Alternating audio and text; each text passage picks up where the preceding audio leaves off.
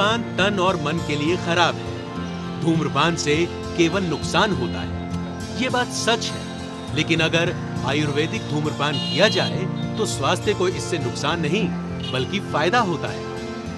ये बात थोड़ी अटपटी जरूर है, लेकिन राजनांदगांव में बनने वाली आयुर्वेदिक बीड़ी से ये संभव है। इसे कई जड़ी बूटियों को मिलाकर तैयार किया जाता है। इस बीड़ी के निर्माता के अनुसार ये स्वास्थ्य और पर्यावरण के लिए बिल्कुल भी नुकसानदेह नहीं है।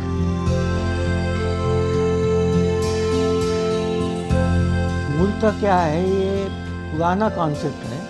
चरक संहिता, सुश्रुत संहिता वगैरह में आयुर्वेदिक धूम्रपान के बारे में विस्तार से वर्णन है। और मुझे बड़ा आश्चर्य होता था कि इस कॉन्सेप्ट को भारत में भी डेवलप नहीं किया गया, विदेशों ने भी इसको कभी कोई पूछा नहीं।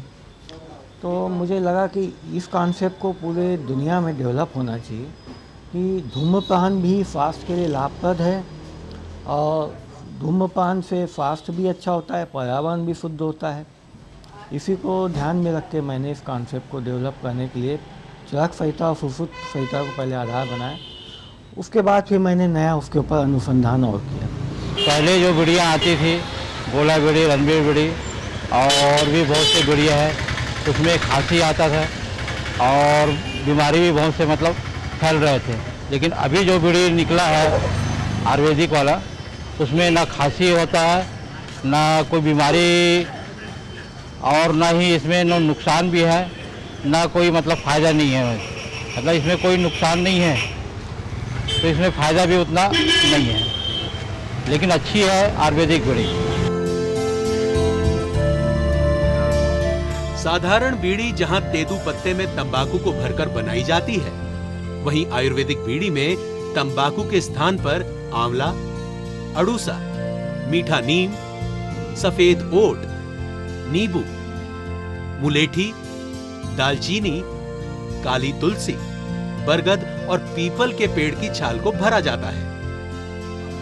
इस बीड़ी के कई फायदे हैं। इसके निर्माता बताते हैं कि जो लोग पहले से ही तंबाकू वाली बीड़ी के आदी हैं, उन्हें अपनी लत छोड़ने में आयुर्वेदिक बीड़ी मदद कर सकती है। इसके अलावा ये कई बीमारियों के इलाज में भी काफी फायदेमंद साबित हो सकती है।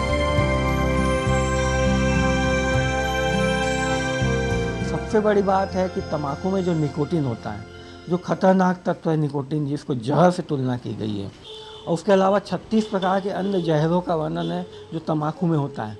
सबसे बड़ा फायदा तो ये है कि अगर व्यक्ति तंबाकू का विकल्प प्राप्त कर ले और तंबाकू की जगह जड़ी बूटी का धूम्रपान करने लगे, तो वो जो उसका नुकसान होने वाला है शरीर में, उससे तो बचेगा ही।